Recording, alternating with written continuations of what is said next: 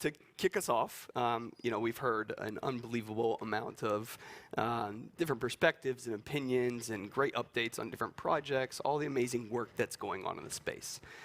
Right? But one question that is often asked in the Web3 and blockchain space is whether or not these technologies can actually be used to drive new demand for clean technologies and help with the global energy transition. And historically, a lot of attention has been placed on the energy consumption and therefore the environmental impact of these networks. Some of that attention has been well placed, some of it has been misplaced, some would say. But there's also been a lot of attention on whether or not these technologies have a role to play in driving collective action towards reducing emissions and showcasing how we can create new demand for renewable energy and allow for a more equitable and just energy transition as we decarbonize global grids. So I'm very excited to talk to you all about this. And maybe to kick us off, we can just do a quick round robin intros. Give us a little bit about background on yourself and your work and why this topic is so relevant to what you do in the space. Zamzam. Okay, I'm glad to be here. My background is in developing renewable energy and transitioning justly. So I started out with just building solar and wind, and then the question arises that this technology that we're building is not equitably being distributed to everyone, and the benefits are not being felt by everyone. So going back to the drawing board and thinking, how do we transition to clean energy, but how do we transition while uplifting everyone? Sure. And that requires us to collaborate with, not just from a technology perspective, but collaborate even from social scientists on, what is the best way to engage. So going from workforce development, making sure that clean technology, is accessible or people know the technology that's out there, making sure that if we can get cheaper, clean energy to everyone, that the most vulnerable of us who are taxed with the most most problems of climate change can benefit from it first, in order so that we can uplift together. Sure, wonderful. Almanda. Hi, again, a pleasure to be here. It's really amazing, and I already had some very nice conversations upstairs. I am Almudena de la Mata, CEO of Blockchain Intelligence, and we're very focused on how can we use blockchain, distributed technologies, to improve society, basically, in different ways. So now we're very much focused on sustainability and have several projects, and I actually wanted to talk specifically about one which is now our main focus, diversity, with 5 European cities, and I'll talk about that later.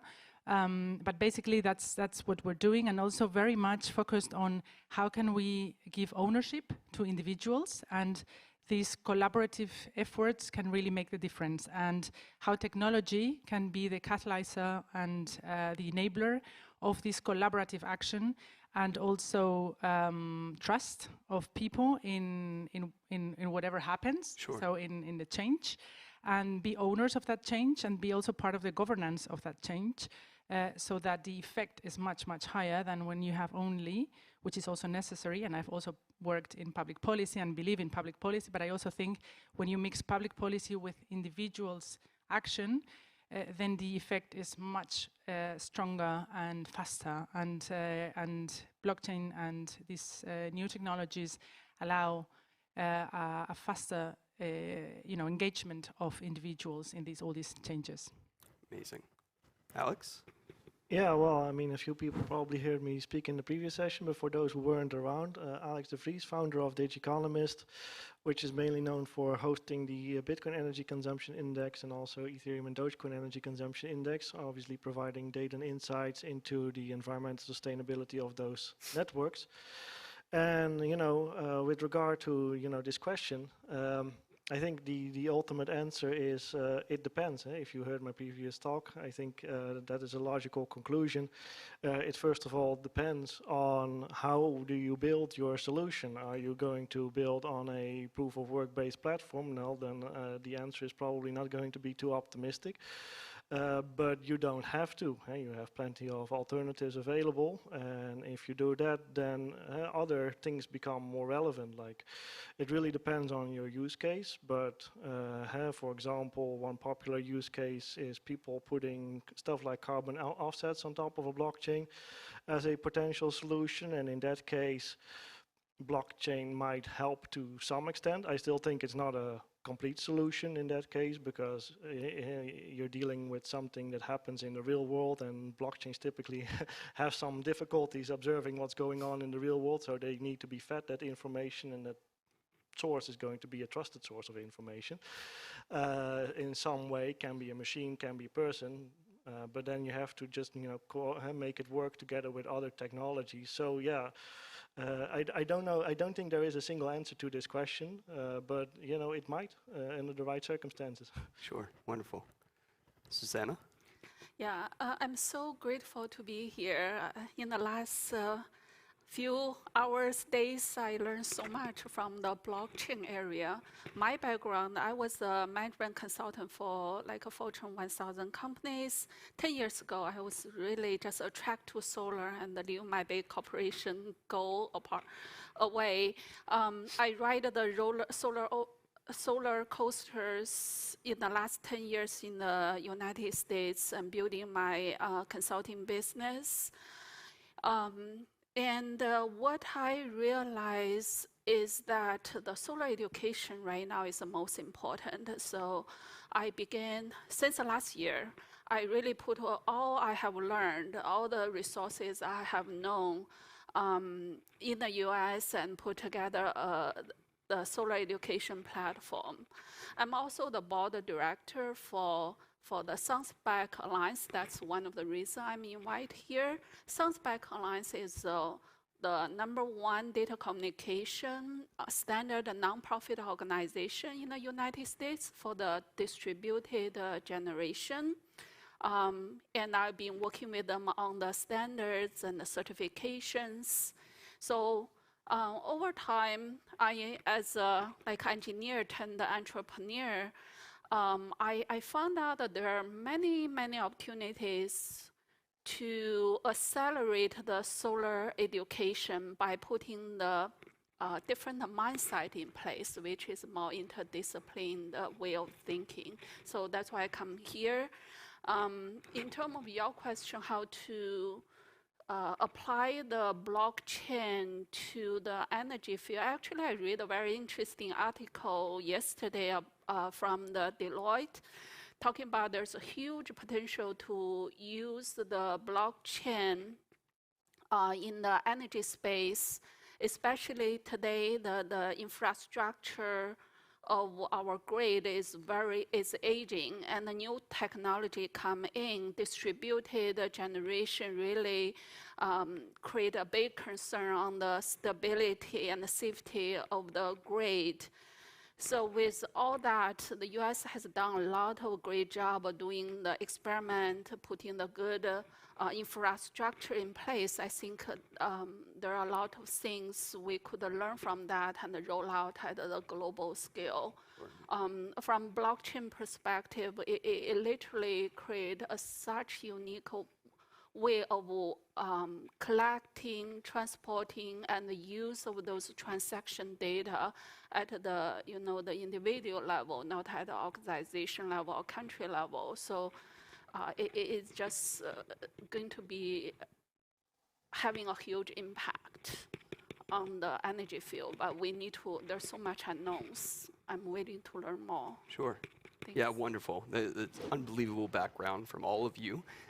So many different perspectives, so many opportunities, yet so many challenges as well to ensure that we are taking the right, making the right design decisions, as you mentioned, Alex, and making sure that we're doing so in an equitable and just manner to actually enable and enhance the decarbonization that is so direly needed for this global energy transition.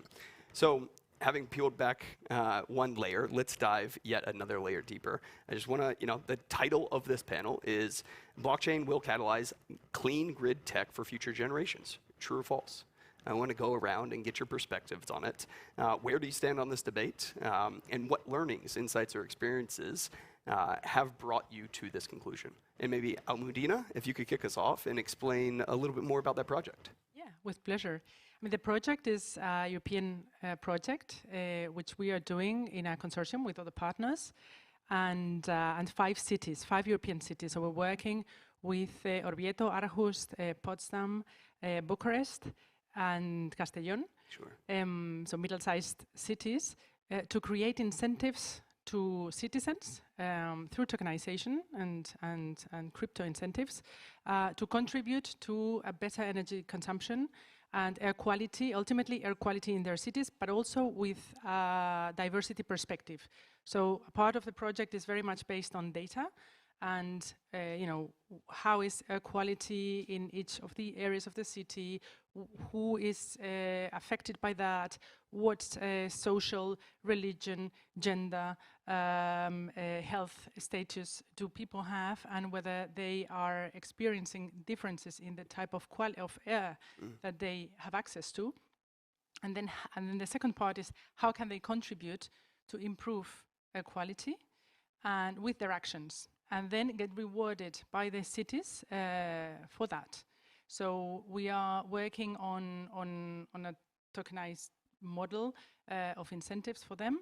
And also one of the issues that we have, I think it's important also to know, I think, and mention, even if it's not very sexy, I am afraid, but that there is a legal framework to all this. So we need, in order to make it real and really implement it, to the last consequences and to the last mile, you need also to take into account all these elements. So we're working also on that, and we have in Europe very strong principles for privacy, and also a regulation, the GDPR regulation, and General Data Protection Regulation.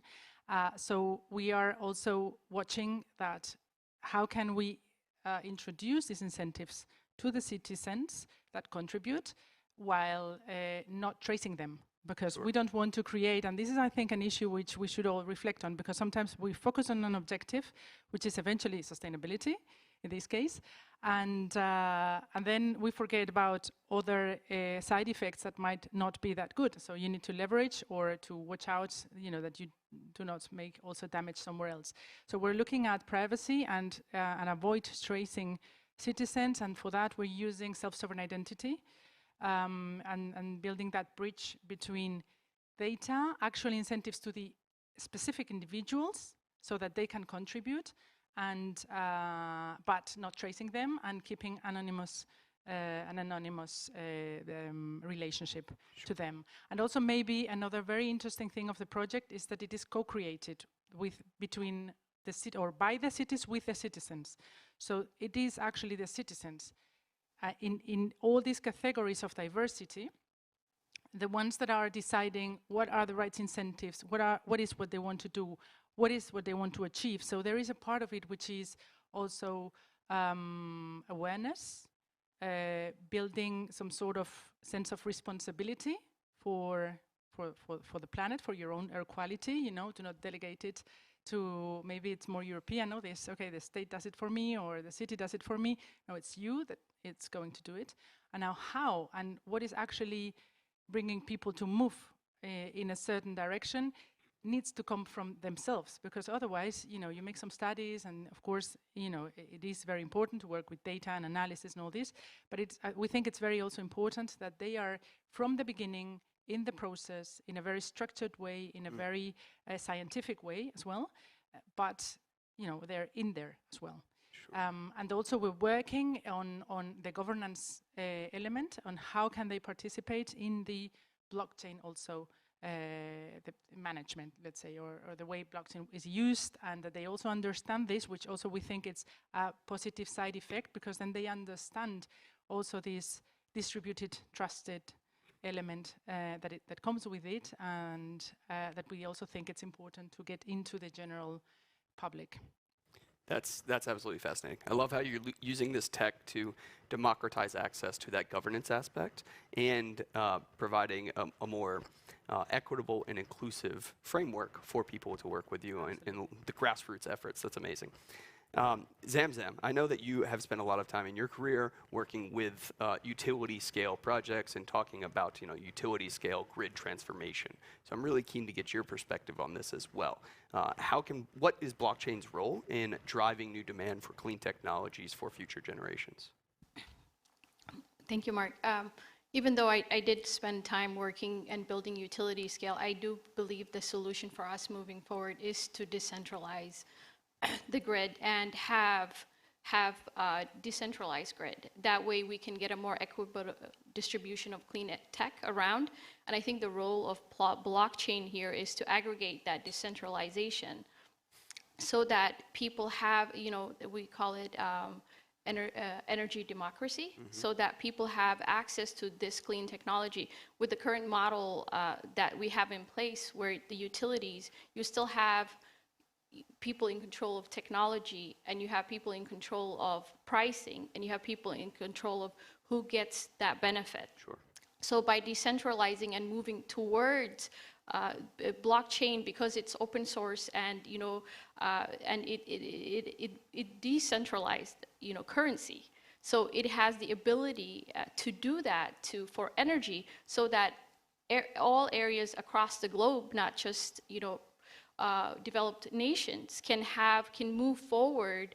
Like they transition from like for example in Africa, they didn't have access to telephone lines, but they adopted mobile phones. So our goal is to have blockchain provide that decentralized small grids for small nations, and they have access to clean energy that they can use to power computers, to learn more about Web3, or even join this thriving community. Sure. Yeah, wow. So much of that just resonated with me. It reminds me a lot of the UN development program's multifunctional platforms that they deployed back in the late 1990s and 2000s to really help spur new economic activity in rural areas around the world. And I love the thought of utilizing blockchain technology to drive collective action and maybe help drive some efficiency gains with distributed renewable energy assets or resources around the world. I think that that's absolutely fascinating. Yeah, and to drive the management of those resources, Right. So you can aggregate those resources, you can aggregate savings in the developed areas, so that we do not need new energy added resources, but we can manage better what's existent currently. Sure. So there's a lot of potential, and it's exciting because this will help democratize energy, but we have to walk with that framework. How do we benefit everyone? Yeah, 100%. And of course, if you can incentivize the deployment of renewable energy in a very local context, then there's a potential for less loss of that energy through the last mile efforts, through the transmission and distribution. And that's also a great hope in terms of democratizing it and providing access to electricity in areas that otherwise would not get it. Great.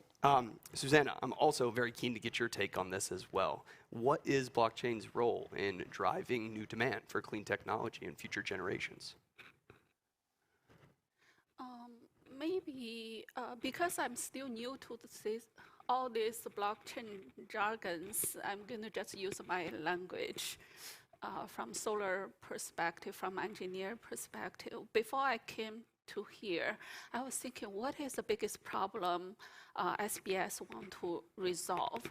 And from all my learnings, I come to my own biggest question, which is how can we help people live a happy life powered by technologies? And the blockchain is one of the technology. Web 3.0 is really just the technology to help us get there. Then I also heard people talking about DAO. I'm a big fan of Dao De Jing, which Laozi wrote about it.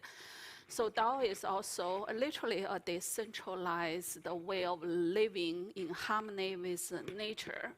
So the people have the right resources around them to make the sound, good decisions for their lives. So that's ultimate goal of Laozi.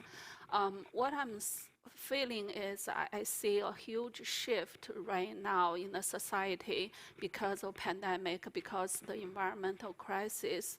So people begin to think differently. When I was working for big consulting firms, we were like, how to drive the profitability of a company. But more and more, I begin to hear more about how can we run business that have a good impact on our environment. So this whole mindset have shift.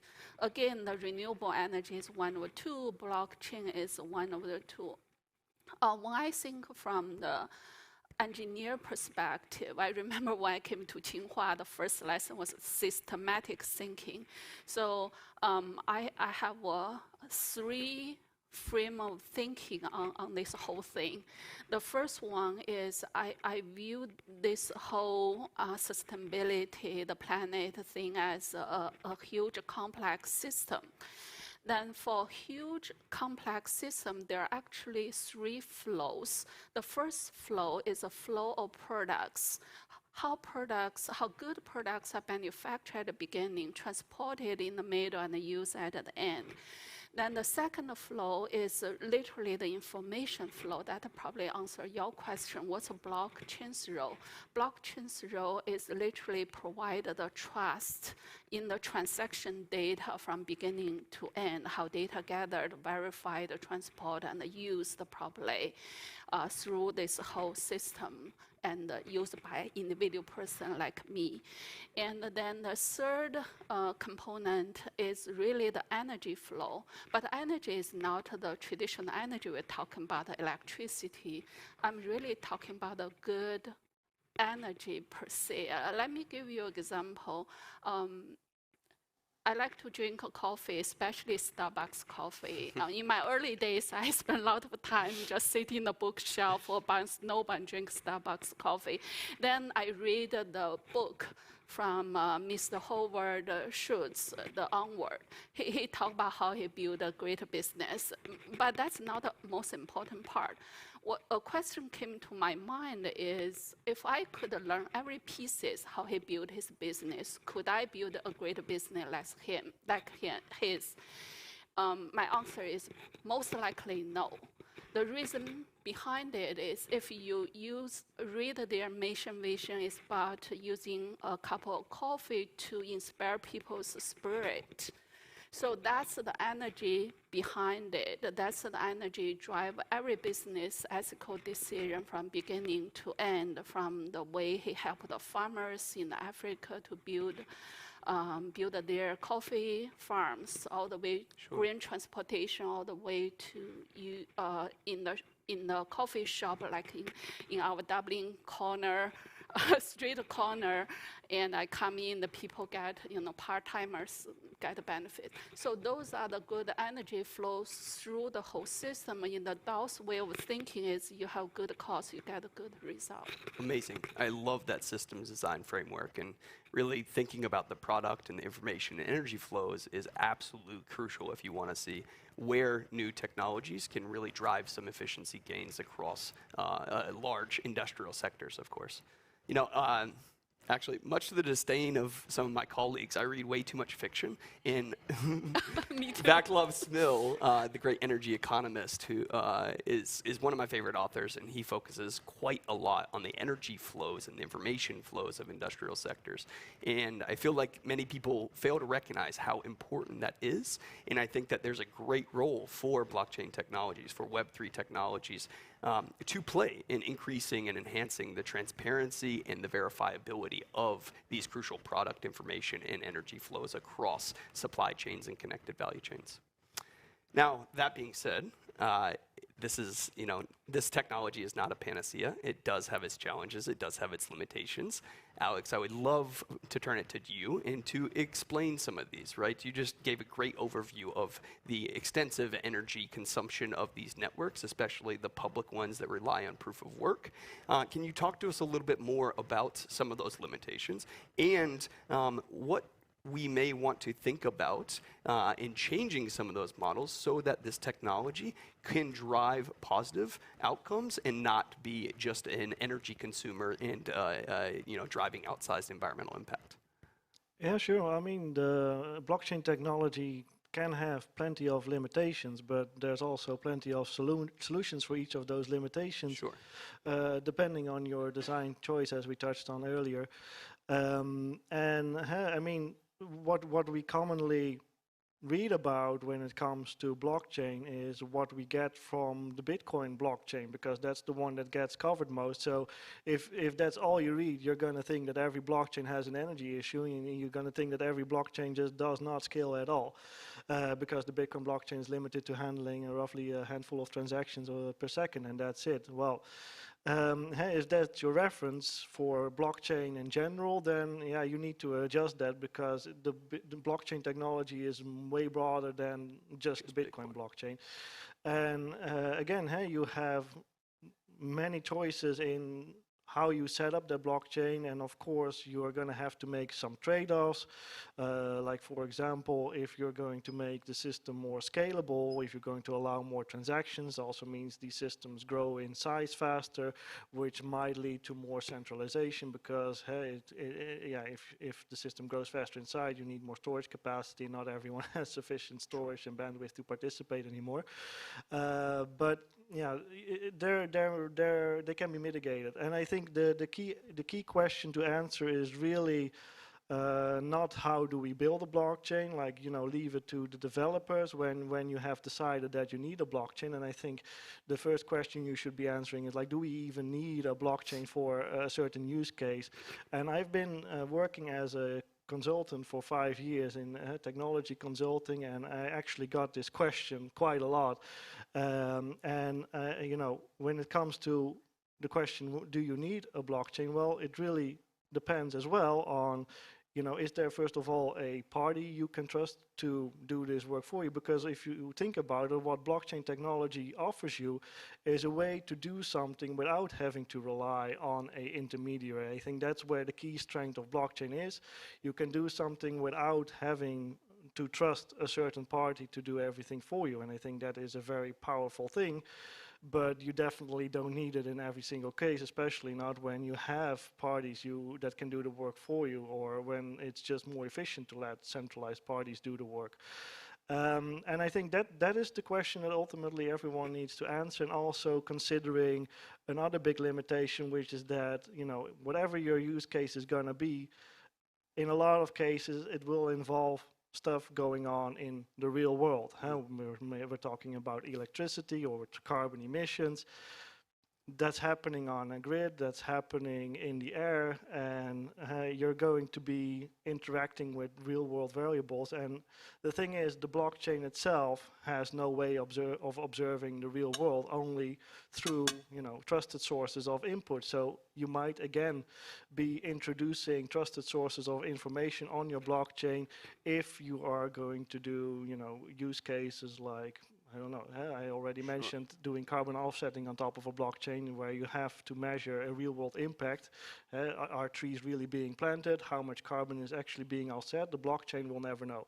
So again, you're going to have to work with someone to figure out whether you're actually reducing emissions, whether trees are being planted or not. So in that sense, there might be a reason to think about blockchain, but then blockchain is not going to be the only solution you need. So again, it's maybe not just blockchain, but also blockchain in combination with other technologies, and that's how I like to think about this kind of stuff. You know, let's start with the question: do we really need blockchain, and what else do we need beside blockchain? And then let the developers figure out the most sustainable way of building that blockchain. Yeah, that is very relevant. I mean, it is yet one tool in a toolbox of technologies that you need to utilize, and as you pointed out, bridging that physical to digital divide is a very, very difficult process. Lumanda, I know you have something to say in reflection to that.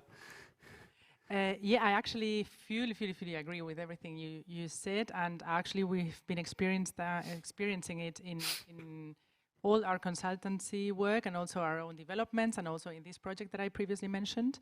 I think one of the issues here, specifically in sustainability, is of course, the link with the real world, yes, and especially the use of sensors. Yes. And linked to that, maybe to add something, it's the issue of cybersecurity as well. So if we trust the blockchain and we use the blockchain for trusted information, but then the information that is stored in the blockchain eventually is being hacked or is easily modifiable, then the security rates are lower. So there we need to keep an eye on that first, and also on in our case specifically of the diversity project. If you want to change behavior, how do you link the actual change in behavior, and how do you turn that into data that you can bring up to the blockchain and eventually in a smart contract, or and find a way to use it properly to again contribute to the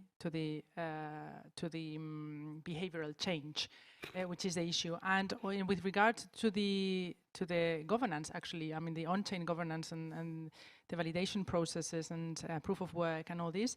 This has been, of course, one of the main issues dealt with here, because if you want a sustainable solution and then you use proof of work, and how can you do it? It's an issue, and I think it always, in our consultancies as well, it's always a matter of leveraging also the trust, the sources of trust, and to what extent or in which part of the project you introduce eventually blockchain. So for me, it's not so much about, we do things in blockchain, but we find solutions for a problem, and blockchain, in many cases, is a piece that you introduce in the whole solution that brings an added value. But it's not a blockchain project only, but it's a whole project which has a blockchain element. And there we need to be very careful in using using blockchain properly. So again, and I think in our work at Blockchain Intelligence, we very often end up with, you do not need blockchain, so do something else, or you just need blockchain for this very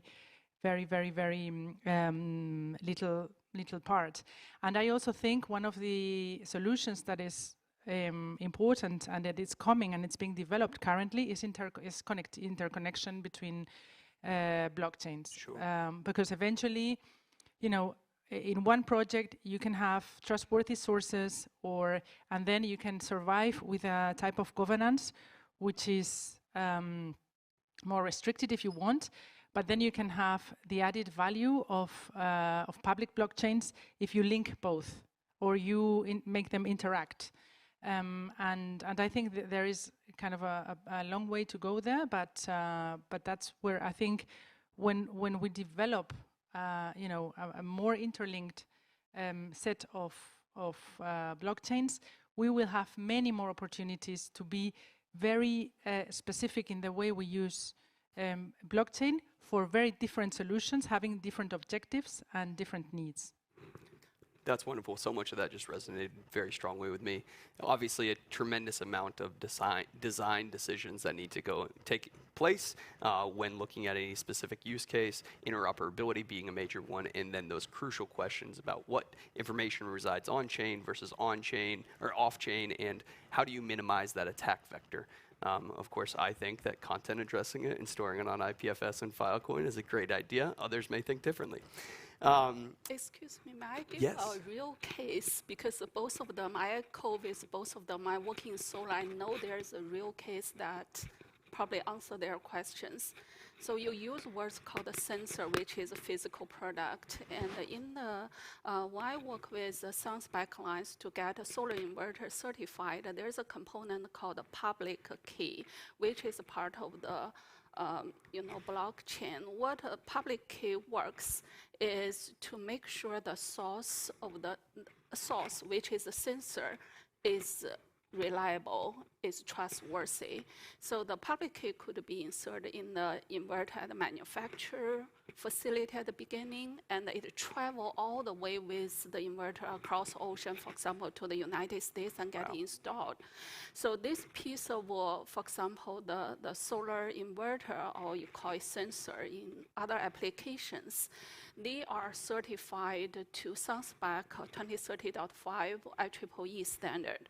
So with that standard means the data could solar inverter could be a data source where it communicate with the grid. So there's a rich data beside the pricing. There's energy consumption, usage. A lot of information are there because this standards basically is a data communication protocol. This data, since the inverter is certified by SunSpec, a third-party certification organization, so you trust the data sensor is doing the right job of collecting the data. Then equipment is trustworthy. The communication method is, so the data is relatively trustworthy. That's why this type of data has been widely used, collected and used by a lot of parties. For example, the aggregators like Sunrun, Tesla, the financial institutes, Bank of America, JP Morgan Chase, then certainly by the home user, you can see on the monitoring. This data could be, the question like you have is, could this be part of blockchain or could it be a different data set that complement the blockchain? Sure. With that said, we literally reduce the amount of the blockchain requirement because blockchain is energy consuming, you talk about sustainability of blockchain. If we reduce the amount of blockchain need to validate the data, instead we go to the source of data, make sure the source is right, the process is right, then the result, the data set is more trustworthy. So that's a real world example. It already exists, but it's not really rolled out widely yet. That's wonderful. And if we could get inverters and solar arrays deployed on every miner around the world, audited by SunSpec, maybe Alex's charts wouldn't look as scary as they do from an energy consumption and emissions perspective. Taking note of time, I want to do a quick round robin and ask, we have had about 2 days of amazing talks at SPS with a lot of ideas and thoughts and conversations that have been shared. Apart from your own projects or things that you're working on, what has caught your eye? What are you really interested in, whether it's a specific project or a set of ideas around this topic, right? How can blockchain technology, Web3 technology, be leveraged and utilized to, one, increase the transparency and the verifiability of data, but also drive new demand for clean technologies? Zamzam?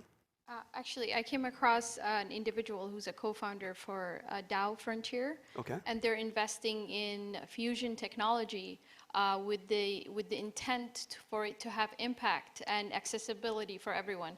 So I was very, very impressed about that, because one of the catalysts is that we fund innovation with the intent that it benefits everyone and not go to a VC and be that 1% holders of that technology and nobody else has access to it.